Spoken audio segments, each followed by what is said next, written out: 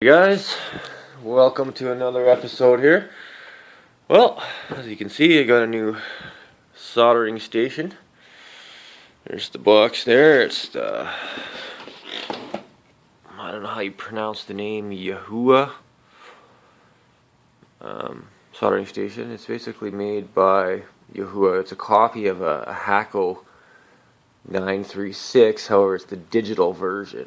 The 936 is a strictly analog controller, whereas this is upgraded with that little display on the front, which is pretty neato because when you dial up the temperature, it'll dial up on the screen to whatever temperature you set it, say 380, and then 2 seconds later it clicks back to show you the temperature of the handle as it heats up to that temperature that you set. So it's pretty nice. And then when you turn it down a little bit, it adjusts to the temperature settings like instantly. It's a very nice unit.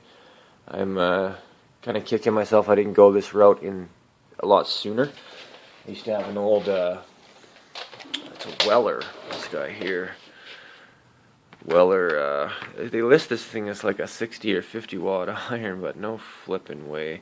It might be, but as soon as you hit anything with it, like the power, I don't know what they call that, but like it sucks all the heat out of it and then it can't maintain the temperature.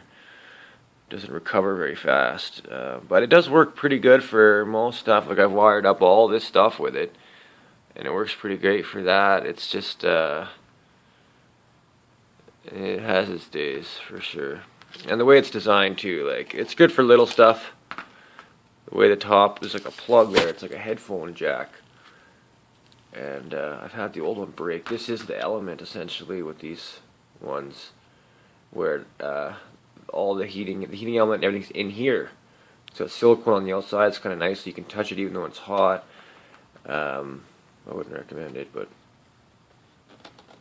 anyway, it has served me well. I've had it for a year or so, and I will continue to use it for smaller little stuff and on the go. It's a portable, nice little unit. So anyway, enough about that piece of junk. On to the nice new station you're here to see. So here's the handle. I've opened it up just to show you the heater. Also, I was just making some notes myself as I colored one of the clear wires black, and I numbered the board 1 and 2. So that if I know when I go to swap it, if I ever have a heater go out, I know exactly how to wire it back together if anything were to happen.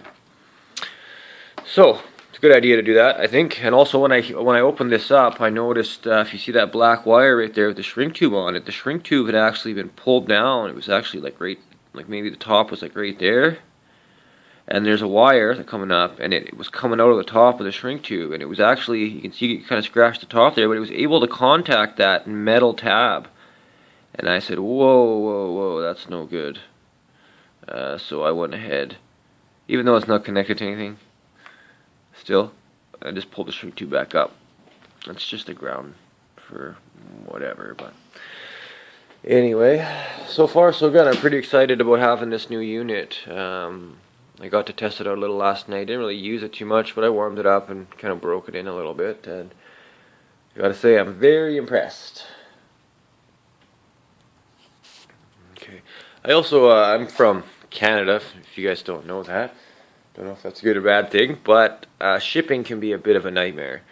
And I really was concerned about buying a piece of equipment like this, spending, $50 or whatever on it, and then having UPS or whatever drop it from 10 feet throughout their shipping network, because you have to read the fine print on some of these shipping agents. They actually require the packaging to be able to withstand falls of certain heights, and some of them can be up to 10 feet.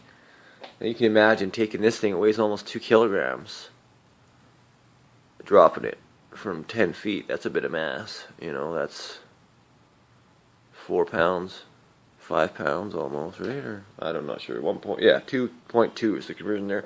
Anyway, so here's the I assembled it back together, the handle, and the tips are basically the same as the old Hakko 936. Unfortunately, the tips that were included with mine aren't here yet, so I will only be able to use the one for now. It's the conical tip. There are a bunch of chisel tips and several other tips you can get for these units. And like every piece is replaceable. You can pick up a brand new handle just like this, the 907A, for about $10. You can pick up new heaters for $3. All the stuff's replaceable. So if you ever have anything wear out down the road, it's very cheap to replace. So that's why going this way is definitely worthwhile. And a lot of guys will buy these and they use them every day. They know what they're doing, and they'll still buy these older ones over the newer, upgraded, more expensive options. So one thing I want to caution you on is DHL. If you're from Canada, I shipped up with them from China and I paid extra for it. I was a little concerned, like I said, about handling, and they handle them very well. It got here. DHL charges a $10 handling fee, period. So you pay $10 just for them to bring it to your door. Then, of course, because they're integrated through customs and whatnot, they charge you whatever, like you get charged for the customs duty every time, whereas when you bring it up through USPS or other methods, it's maybe a 1 in 50 chance or a 1 in 100 chance you'll actually have to pay the duty. So I was charged $18 on this item at the border when the guy who brought it up and sold it to me wrote up the customs declaration at like $30, so it was cheaper than I paid for it. And yeah, still $18 because of their $10 handling fee, so keep that in mind. However, it got here super fast, like 3 days. I ordered it on Tuesday, Wednesday it shipped, it was here Friday. So wow, that was darn fast, but you pay for it, so keep that in mind. So I'll go ahead now, open up the main unit and show you the meat and potatoes. Okay, so here it is. Basically there's just 4 screws on the bottom. They're countersunk pretty deep, so you need a long screwdriver. It's just a Phillips or a flathead. I had to use this guy here. And then basically the top will just pop loose. It's a nice built unit. So the front controller kind of slots in. So you can see the big countersinks there for the screws. And here's the screws themselves. There's 4 of them. Well, there was 4 of them. Oh, there it is. Okay, so there it is. Don't touch it inside if you don't need to, obviously. This thing here is a transformer, so it is basically stepping the power up. Don't touch it. Even though if it's never been plugged in, it still can be holding a bit of a charge. If you don't know what you're doing anyway, just be very careful. And here's the controller itself. It also just slides out. It's plugged in to the front, so I'll show you the back here. It's pretty nice. Like the soldering and the, it's not horrible. It's not the greatest, obviously, but it's not that bad. And the controllers themselves are fairly cheap to replace. So there you have it. All nice new wiring, nice transformer. That's the basically the weight of the unit is that transformer, 24 volt. Yeah, there you go. It's got a little fuse in there too, which is nice. If that pops, you'll know that, well, you can save the unit. That thing will pop before it'll blow the unit. So, very nice. So I'll put it back together, and I'll fire it up and show you how it all runs. Okay, so I'm going to fire it up, and I'll show you kind of how it works. Essentially what it does is it monitors the temperature in the handle. So you fire it up, it's going to measure, it's going to start out at the bottom because it's turned right down, which is 200. It doesn't even turn on at that temperature, so you can leave it on but off. However, I just like to turn it off, so it'll stay right there at 200. Now, if I want, oh no, it does go to 200. So there you go. It'll start heating up. Should start heating up, but anyway,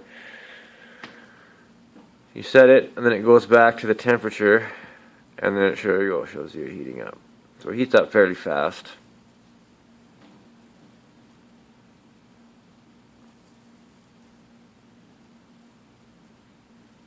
And it's very precise, and then it stays, or you set it, and then if you want to adjust it down,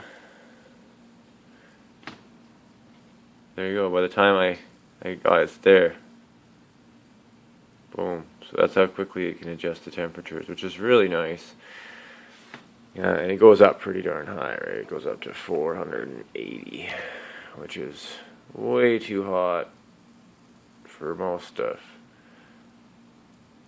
Good idea to burn it in a little bit, but anyway, so there it is. Thought I'd show you. If you're interested in these things, like, you can pick them up, like I said, for about 40 bucks, 50 bucks maybe, depending where you buy it. If you can get it in your country, shipped, just ground shipping, like, you know, somewhere local, that's the best way, as they're treated better.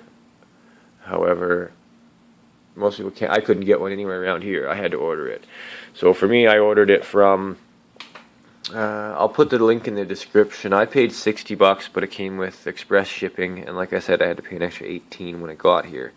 But it was like, bang, I needed it to finish some stuff anyway, and I wanted it quick. I didn't want to wait. Plus, I wanted it to be taken care of, not drop from hundreds of feet, right? Well, you get the picture. So, thanks for watching, guys. I hope you found this a little bit insightful. Any questions or comments, feel free to leave them below. And if you like the videos, hit the thumbs up button. Leave me comments. Let me know that you like these things, so I'll keep putting them out for you guys. Alright, guys. We'll see you again.